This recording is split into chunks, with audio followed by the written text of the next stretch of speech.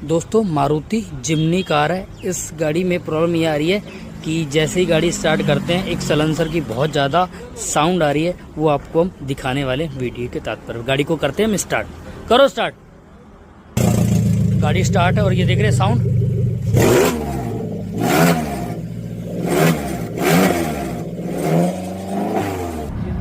तो दोस्तों ये कार का सलेंसर है और ये देख रहे हैं ये खुल चुका है, जिसके कारण बहुत ज़्यादा साउंड आ रहा है। और इसके अंदर हम ये नए बोल्ट लगाएंगे और पैकिंग लगाएंगे और उसके बाद जो साउंड की प्रॉब्लम है वो बिल्कुल हो जाएगी सॉल्व।